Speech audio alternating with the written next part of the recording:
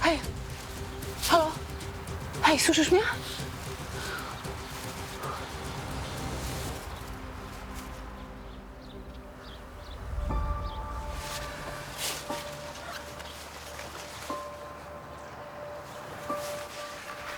Halo? Wolska z tej strony. Dajcie mi tutaj wszystkich, mam zwłoki młodej kobiety. Wyślę zaraz wam pineskę.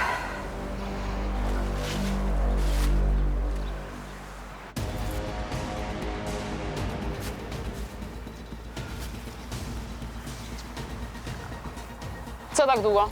No co? Korki? Co tam mamy? Mamy ciało młodej, zmasakrowanej dziewczyny. Leży tutaj już dobre kilka godzin. Wygląda na robotę jakiegoś z wyrola. Dawno czegoś takiego nie widziałam, naprawdę. Ty ją znalazłaś? Tak, no biegam tu codziennie, przed służbą. Rafał, to nie jest robota kogoś normalnego, nie wiem, chyba że działa w jakimś amoku. No, wygląda na robotę w afekcie. Ale może właśnie tak miało wyglądać. Widzicie to?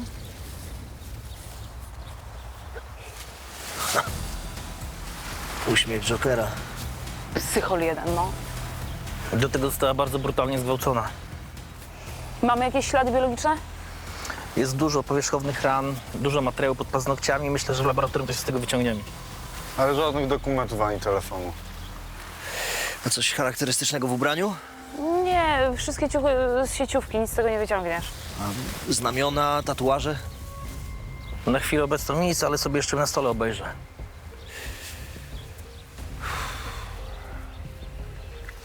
No dobra. My tu sobie poradzimy. Ktoś cię odwiezie na komisariat. Dobra, to przebiorę się, wezmę sprzęt i wrócę tutaj. Wolska, wyluzuj. Jedź do firmy i sprawdź bazę danych pod kątem denatki. Może ci coś wyskoczy. Dobra, spadam. Ciało dziewczyny było zmasakrowane. Sprawca działał ze szczególnym okrucieństwem. Zastanawiałam się, czy ktoś jej szuka, czy ktoś zgłosił jej zaginięcie i kim ona w ogóle była.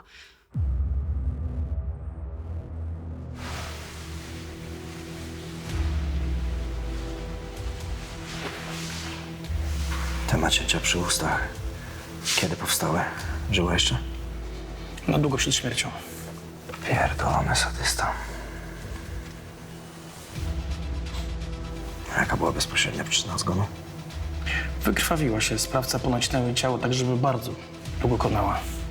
Rany ma na całym ciele. Umiera w strasznych bólach. Niby chciał ją za coś ukarać. Zemsta psychola albo początek jakiejś serii. A to wszystko to może być jakiś chory rytuał. Jeżeli to seryjniak, to będą kolejne ofiary. Nie, jeśli go złapiemy. Pobrałem próbki do badań biologicznych, toksykologicznych, DNA, ale na to musimy poczekać. Najszybciej będzie biochemia. Dzięki. Jak się czegoś dowiesz po sekcji, to daj znać. Jasne. O nie, tak łatwo się mnie pan nie pozbędzie. Bo co? Jest pani jak wysypka. 6. raz pani tłumaczę, że w tej chwili nie ma w komisariacie nikogo, kto by mógł panią przyjąć. Proszę pana, ja wpadłam na bardzo ważny trop. I moim obowiązkiem jest podzielenie się tym z organami ścigania. Więc proszę podzielić się tym ze mną, a ja to przekażę dalej. Albo pani poczeka. Myśli pan, że ja się dam nabrać? Że ja nie wiem, że wy się tutaj w głuchy telefon z obywatelami bawicie? O, jak to nikogo nie ma? Jednak ktoś jest. Proszę pani, ja przyszłam złożyć zeznania w sprawie prowadzonej przez komendę w Poznaniu. Miałam się zgłosić w najbliższym komisariacie. Nazywam się Elżbieta Stawska. Ale z Poznania nikt się z nami nie kontaktował. Namierzyłam w internecie oszustkę i złożyłam doniesienie do komendy w Poznaniu. Chyba każdy wie, że tam zajmują się cyberprzestępczością. Dobrze, numer sprawy pani ma? Nie mam. Ale proszę poczekać. Sprawdzę w telefonie, może przysłali mailem.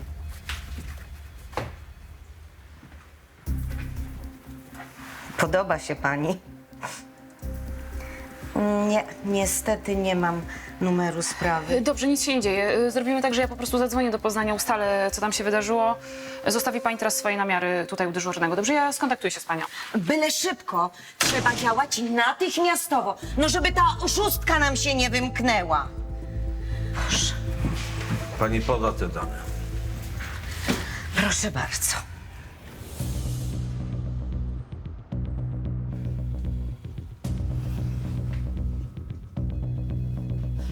Rafał, przypomniało mi się coś w sprawie tej dziewczyny z rana. Jadę tam właśnie. Oddzwoń, jak będziesz mógł, dobra?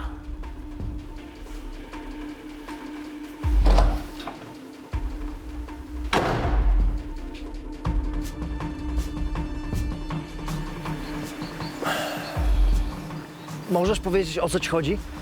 Nie wiem, coś mi mignęło przed oczami, jak biegłam, jeszcze zanim znalazłam ją. Ale ty wiesz, czego szukasz, tak? Coś takiego kolorowego, od czapy. Nie wiem, to gdzieś musi tutaj być, Ale no. co? Nie wiem, jak znajdę, to ci powiem, co. Noż kurwa.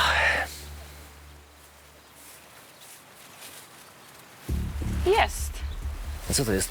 Torebka na skarby babci Jadzi? Kto trzyma w czymś takim telefon? Nie wiem, sprawca, ofiara, może zupełnie ktoś przypadkowy, ale trzeba to sprawdzić. Dobra. Zabiorę to zaraz do labu. Wracasz na komisariat? Nie, mam jeszcze na dzielnie jedną sprawę do załatwienia. Dobra robota, Wolska. To znaczy, mam nadzieję. No.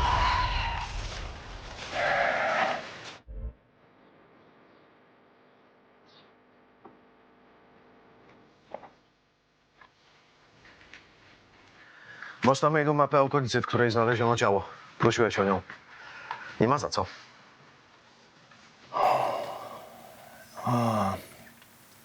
To jest taka mało uczęszczona droga. Strasznie podziurawiona.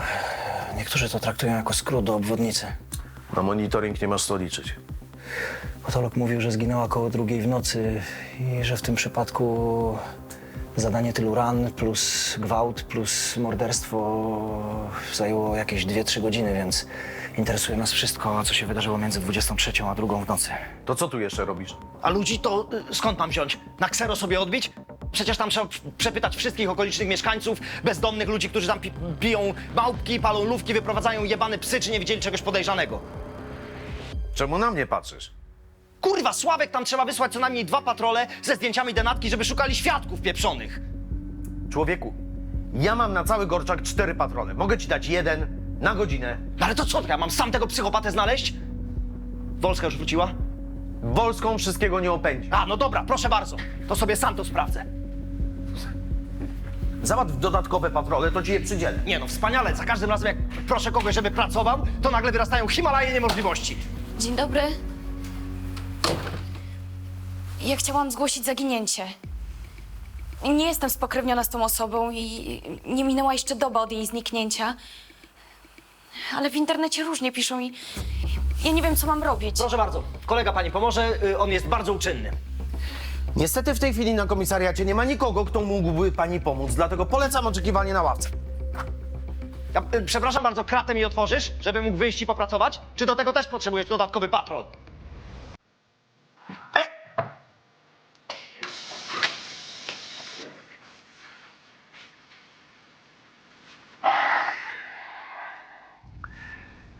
Proszę bardzo, bo będzie pani tu tydzień kwitła. Tędy. Chcecie tramwaja na coś. Słyszałem to. Proszę pani, wcale nie trzeba czekać 24 godziny na zgłoszenie zaginięcia. A przy dorosłych to zwykle bywa tak, że ktoś po prostu zabalował, nie wiem, pani chłopak czy narzeczony i teraz leży na kanapie u kolegi i zaraz się znajdzie. To Marta? Pani rozpoznaje tę kobietę? Chodźmy. Ojej! Co się dzieje? Wezmę karetkę. Dobra, ułożę ją w pozycji bocznej ustalonej. Dziewczyna po chwili się ocknęła. Okazało się, że denatka ze zdjęcia to była bardzo bliska jej osoba. Łączyło jej coś więcej niż przyjaźń. A teraz mamy ją zidentyfikować? Mogłem tu nie przychodzić. Musisz nam pomóc. Odpowiedzieć na parę pytań. Nic nie wiecie. Ona była dla mnie wszystkim, a teraz już nic nie ma sensu. Wszystkim? Ona była taka uśmiechnięta. Taka śliczna. On mi ją zabrał. Zajebcie go, jak złapiecie. Odstrzelcie tego gnoja. Nie zrobimy tego, jeśli nam nie pomożesz. Opowiesz nam więcej o niej? Marta ma 20 lat. Nie ma rodziców. I wychowała ją babcia, ale niedawno umarła. A wy jak dobrze się znacie? Od roku byłyśmy parą. Mieszkałyście razem? Marta prawie od razu się do mnie wprowadziła i ja wynajmuję takie małe mieszkanie na tym osiedlu. Obok tego miejsca, gdzie ją... Kiedy zniknęła? Miała być od razu po pracy, ale nie wróciła. Czy ostatnio wydarzyło się coś nietypowego, podejrzanego? Nie, wszystko było jak zawsze. Może miała wrogów, długi? Ona w życiu to była najbardziej pozytywna osoba, jaką znam. Ja będę żygać. Zaprowadzić panią do toalety? Nie trzeba, to chyba z nerwów. Dobra. Rafał, odpuśćmy na dzisiaj. Pani już nie da rady. Dobra, odwiozę ją do domu, a przy okazji przeszukamy mieszkanie. Wezwę technika. Pomimo stanu psychicznego partnerki denatki musieliśmy przeprowadzić czynności. W sprawach o zabójstwo kluczowa jest pierwsza doba. Z każdą kolejną szansa na znalezienie sprawcy maleje. Do siedzenia na 4 litery. Dupa.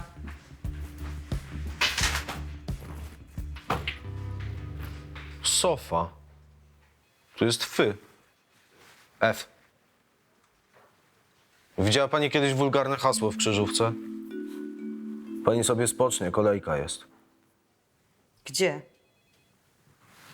O, to będzie pani pierwsza w kolejce. Szczęściara. Ale pan nawet nie wie, w jakiej ja sprawie tutaj przyszłam. I nie chce wiedzieć. Powie to pani odpowiedniemu funkcjonariuszowi, jak zostanie pani wezwana. Ale jaki będzie odpowiedni, jeżeli nawet nie wiadomo, w jakiej ja sprawie tutaj przyszłam? No przecież nie jestem jasnowidzem. O, właśnie, jasnowidz. Widzi przyszłość. Ja też widzę przyszłość, proszę pana, pańską i to za niedługo. Na dywaniku u komendanta. Proszę pani, komendant to mnie tu na rękach nosi. Miesięczny zapas krzyżówek sponsoruje. Krewny jakiś. Nic z tych rzeczy. Nikt tu nie broni tak dostępu do komendanta jak ja. Nikogo nie wpuszczam. W żadnej sprawie jestem jak Cerber. Właśnie, Cerber.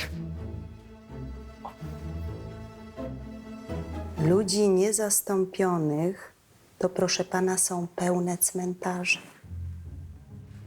Pani sobie uważa, bo ja to mogę potraktować jako groźbę karalną. I trafi pani na koniec kolejki. Ale przecież tutaj nie ma nikogo oprócz mnie.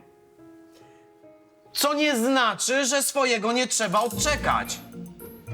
Pani myśli, że to jest jakiś supermarket, że tu się przychodzi jak po bułki. Pani sobie wypełni tam te formularze i usiądzie sobie w spokoju. To poproszę długopis, bo nie mam. Pożyczy sobie pani od kogoś z kolejki.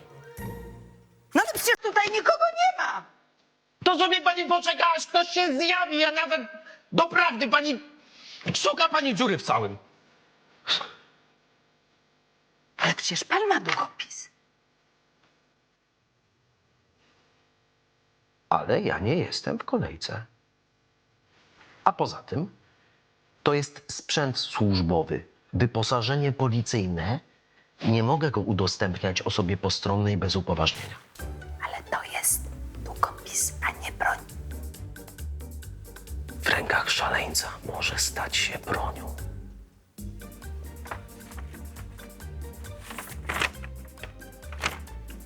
To w takim razie ja może pójdę do sklepiku, kupię i jeszcze tu wrócę. Jak pani chce.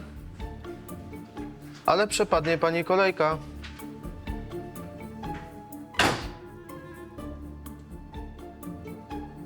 Pufa, nie sofa. Zmyliła mnie tą dupą.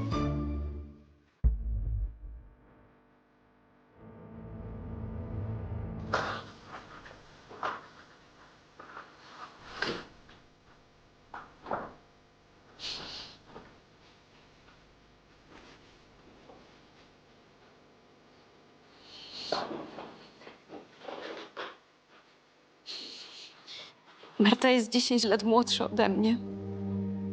Bardzo dojrzała i mądra. Nie to, co ja. Przecież to jest takie niesprawiedliwe. Ona miała całe życie przed sobą. Mówiła, że po raz pierwszy czuje się szczęśliwa. Dorwijcie tego gnoja. Niech też cierpi. Muszę zapytać, czy jej telefon miał jakieś charakterystyczne etui? Babcia jej zrobiła taką skarpetę jakby... Pamiętasz PIN do jej telefonu? 5, 3, 2, 3. Dobrze. Mogę jeszcze skorzystać z łazienki?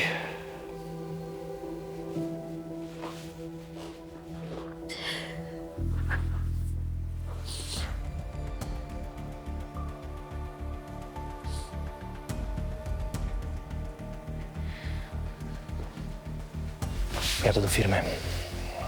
Powiem chłopakom, żeby przyspieszyli w sprawie tego telefonu. Ty tu działaj.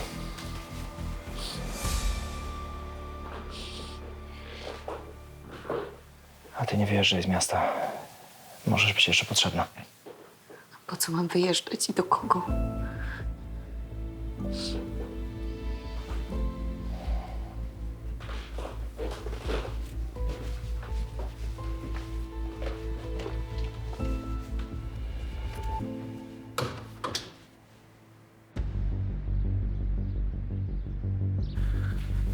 Ile to potrwa i dlaczego tak długo?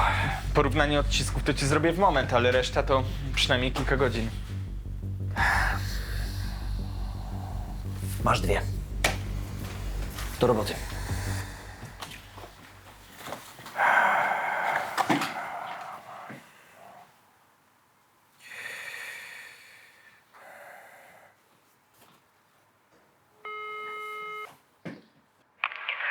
Dzień dobry, Green Car. W czym mogę pomóc? Dzień dobry, komisarz Rafał Nocoń. Dzwonię, bo potrzebuję informacji o kierowcy, który wykonywał kurs na Gorczak przedwczoraj o godzinie 22:46. A to pan jechał tą taksówką? Stało się coś? Komisarz Rafał Nocoń z komisariatu na Gorczaku. Potrzebuję tych informacji. Przepraszam, ale nie jestem upoważniona do udzielania takich informacji. Skąd mam wiedzieć, czy pan jest naprawdę z policji? Proszę pani, możemy to załatwić w ten sposób, albo mogę oficjalnie... Proszę się zwrócić do właściciela korporacji. Do widzenia.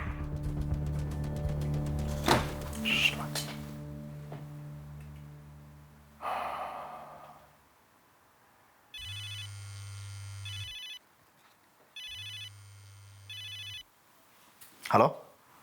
Rozmawiał pan ze mną przed chwilą. Dzwonię z prywatnego numeru. Pomogę panu. O, a czemu zmieniła pani zdanie? Rozmowy na tamtej linii są nagrywane, a ten człowiek, co robił ten kurs, to bandyta. Powiem, gdzie go można spotkać o tej porze.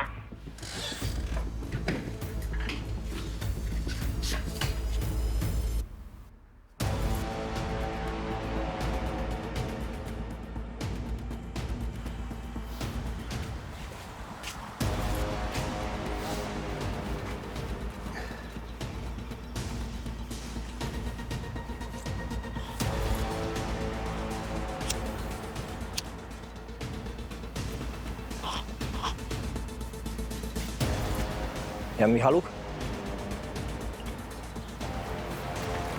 Komisarz Rafał Nocoń. Komisariat na Gorczaku. Stój!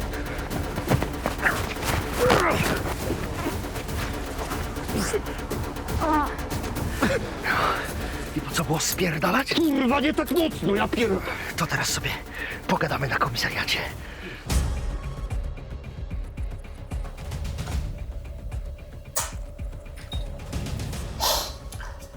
Jan Michaluk, pseudonim Jasiek, o, wyrok w zawiasach.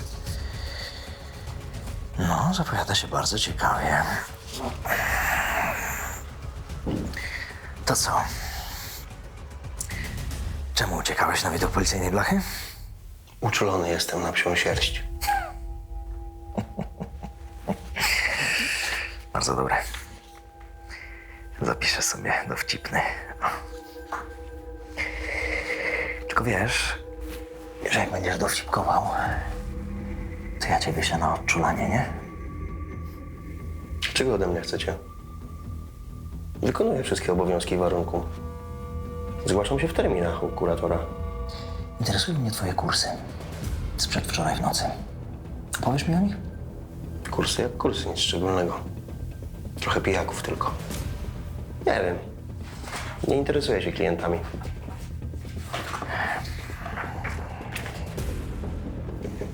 Tę dziewczynę wiozłeś? Nie wiem, może wiozłem, może nie. Dobrze wiem, że wiozłeś. Więc nie pierdol i mów dokąd jechała. Chyba z centrum. Wysiadła na tym osiedlu przy skrócie na obwodnicę. Przy monopolowym wyszła. No patrz, pamiętam. I co, to tyle masz mi do powiedzenia? Nic więcej nie wiem. Dobrze wiem, że z poprzedniej roboty wyjebali cię za molestowanie. Wiesz, że ta dziewczyna już tak nie wygląda?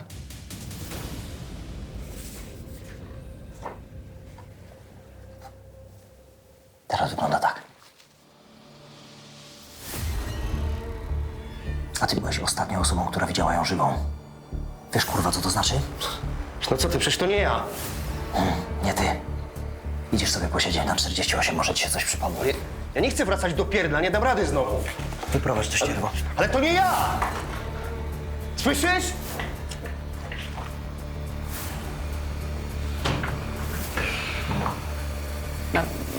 Masz coś więcej na tego taksówkarza? Jeszcze nie. Ale będę miał.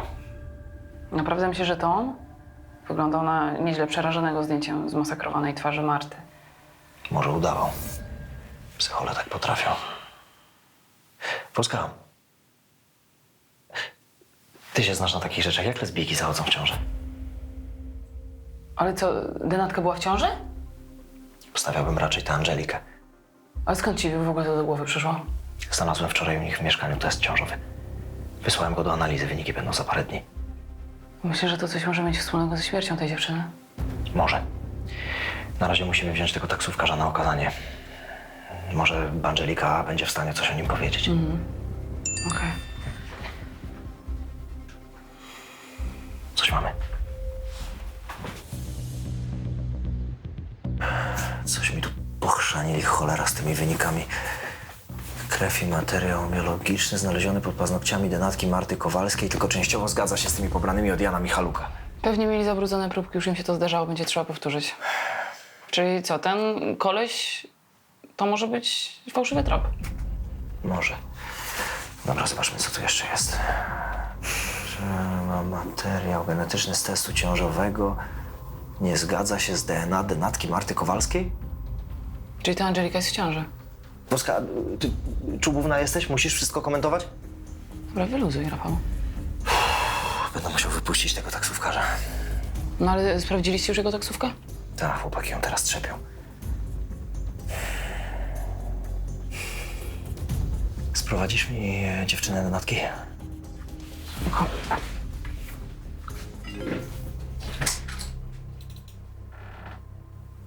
Coś jeszcze ci przyszło?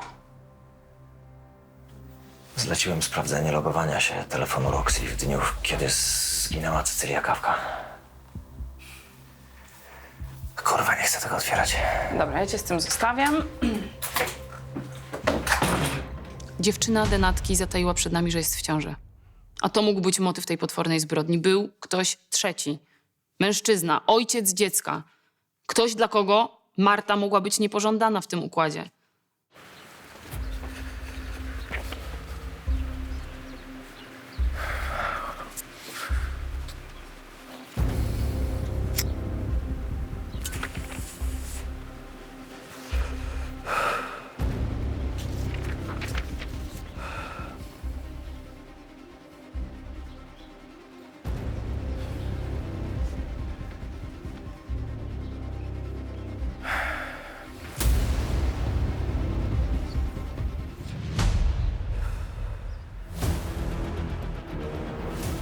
Wolska!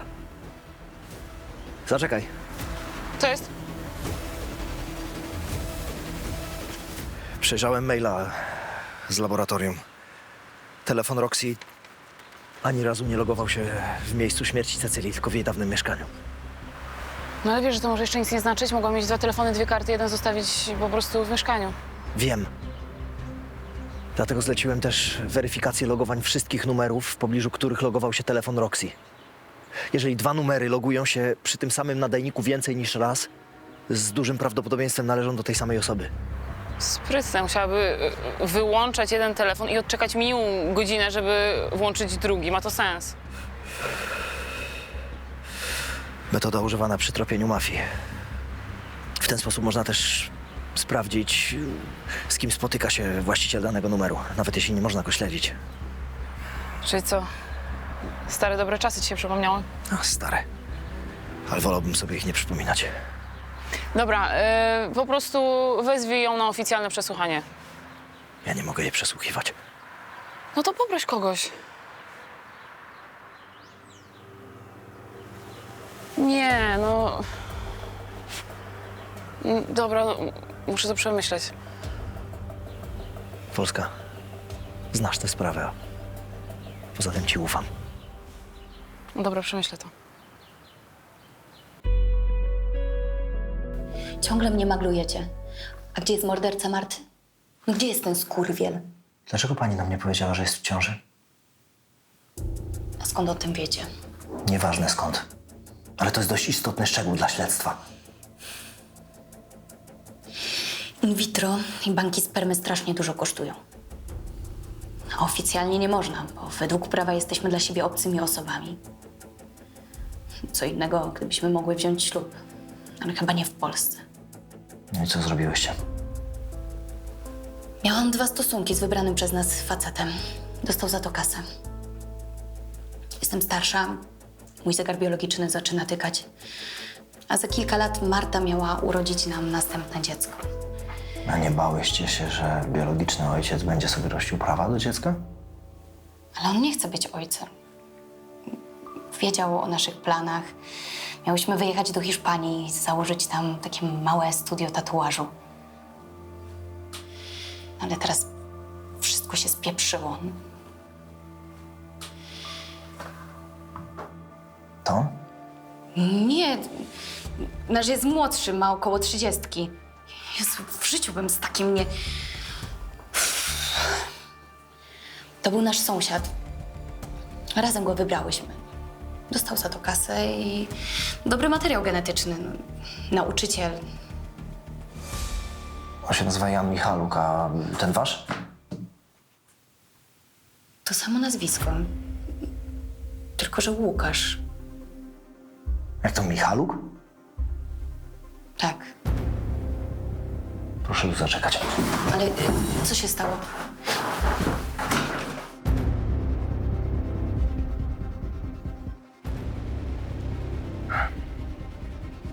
Tak, zatrzymanie w sprawie zabójstwa Marty Kowalskiej. Ekipa do zatrzymania, ekipa techniczna, DNA, krew, badania porównawcze. Tak, na CITO!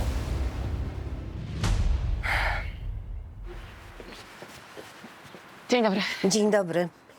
Bardzo się cieszę, że się wreszcie ten Poznań odezwał, bo już zwątpiłam trochę. Prowadzą duże dochodzenie w sprawie wyłudzeń internetowych na zbiórki dobroczynne. Jeden trop prowadzi właśnie na Gorczak. Niech mnie pani posłucha. Jakiś czas temu wyłapałam osobę, która zbiera pieniądze na leczenie raka. Oczywiście system opieki zdrowotnej nie wyrabia i ludzie szukają pomocy inaczej. Ale ta oszustka jest bardzo sprytna. Chyba udało mi się zdobyć jej zaufanie. Ma słaby punkt. Jest bardzo próżna. Dobrze, to zróbmy tak, że przyjdzie pani dzisiaj na komisariat i po prostu spiszemy te wszystkie zeznania, dobrze? A co by pani powiedziała, gdyby oprócz zeznań dostała pani tę oszustkę? Co ma pani na myśli? Proszę.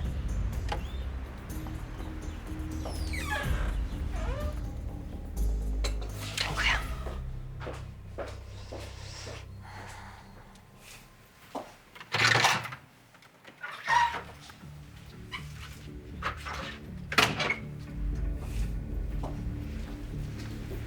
Dzień dobry.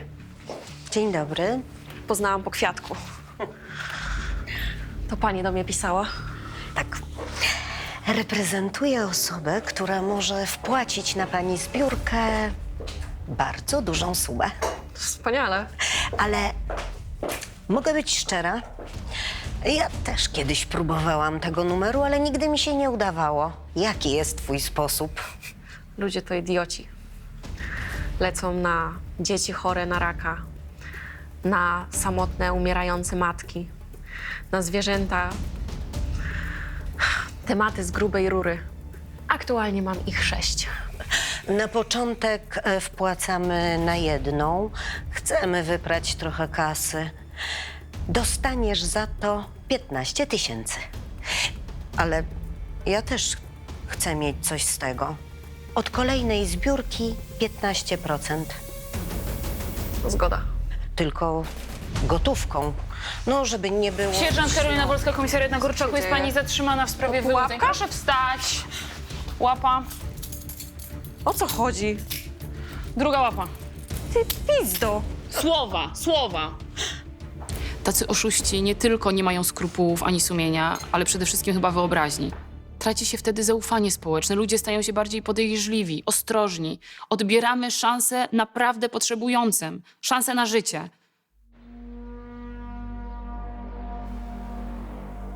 Dlaczego mnie tu przywlekli jak jakiegoś bandytę? Mój brat znów coś nabroił.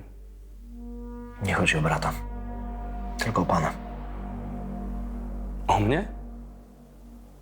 Ale ja jestem zwykłym nauczycielem chemii i matematyki. Co pana łączy z Martą Kowalską? A to ta dziewczyna Angeliki, prawda? Zapytam jeszcze raz. Co pana łączy z Martą Kowalską i z Angeliką Strzałą?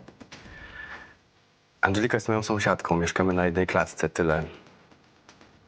Jest w porządku. Ale ta Marta, jej dziewczyna, gorzej nie mogła wybrać. Młoda idiotka. Cały czas się uśmiecha jak Joker. Angelika jest z panem w ciąży, prawda?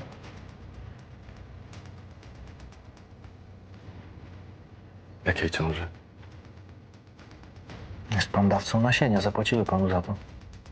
Jakieś bajki. Ja miałbym się na to zgodzić? Kto napowiadał taki głupot, one? Nie, ja się nie dam wrobić w żadną ciążę. Dlatego mnie zatrzymaliście? Nic pan o tym nie wie. Nic nie wiem. I nic więcej nie mam do powiedzenia na ten temat. Może mój brat.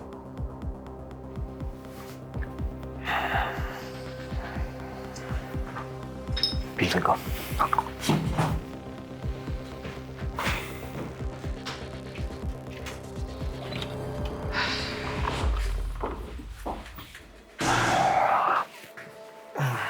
Co jest? Mamy podejrzanego w sprawie zabójstwa tej dziewczyny, tej Angeliki. Artur, weź panią na dołek, co? Dzięki. Kto to jest?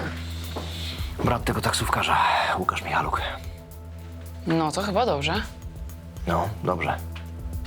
Tylko facet nie chce gadać. A ja potrzebuję wszystko dopiąć, żeby nie mieć zwrotki z prokuratury. Ma ślady biologiczne? Czekam na analizę paluchów i krwi, a badania DNA będą za kilka dni. No ale lepszych dowodów mieć nie będę.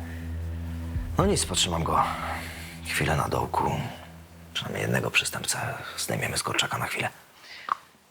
Jak ci zależy na czasie, to może trzeba skonfrontować braci. No w sumie oni za sobą nie przypadają, nie?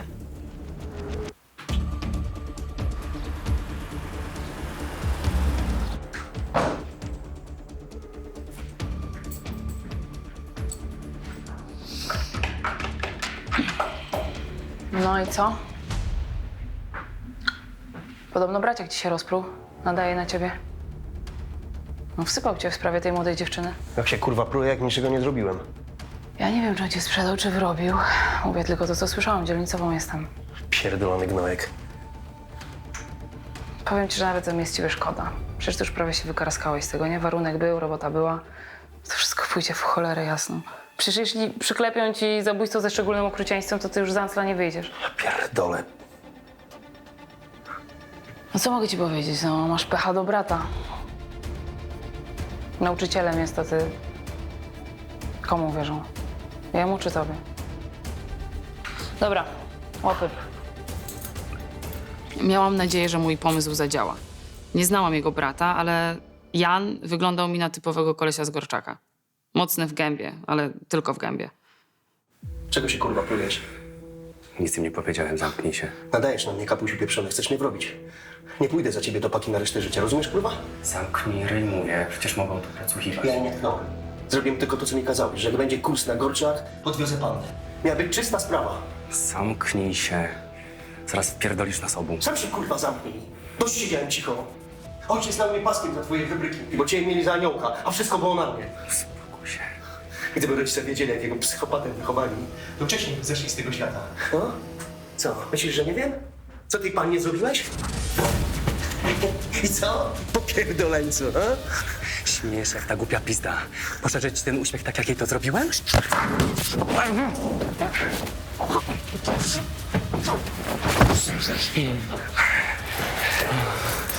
Wystarczyło, żeby pozwoliły, żebyśmy razem wychowywali to dziecko. Zachciał od siebie statusu, ty skurwysynu. Szkoda, że ta suka tak szybko umierała. Dzięki, zaraz sama bym to zrobiła. Łukasz Michaluk przyznał się, że od 2 tygodni planował to zabójstwo. Wymyślił, jak zrzucić winę na brata. Jan miał wykonać ostatni kurs za życia Marty, tak żeby trop doprowadził nas do niego, a nie do Łukasza. Nie był to jednak plan doskonały.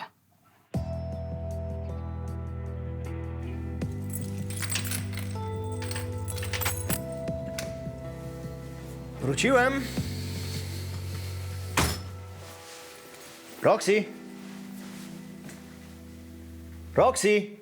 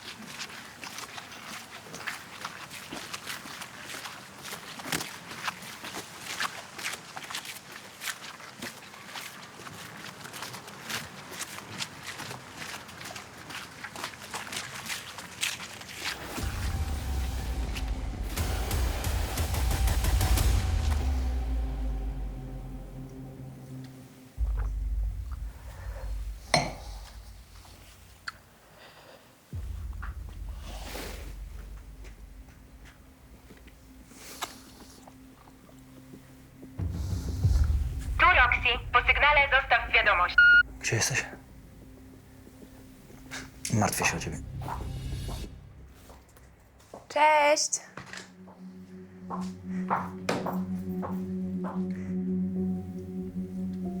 Gdzie byłaś? A co, zazdrosny? Czemu miałaś wyłączony telefon? Byłam po fajki, musiał mi się rozładować. Wszystko w porządku?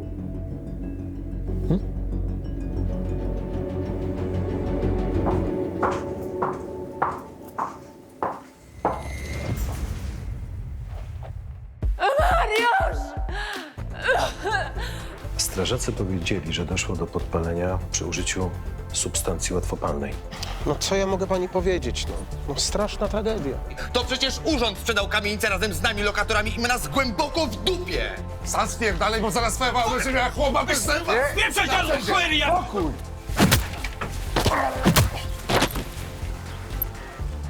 No chodź, no właź szybko.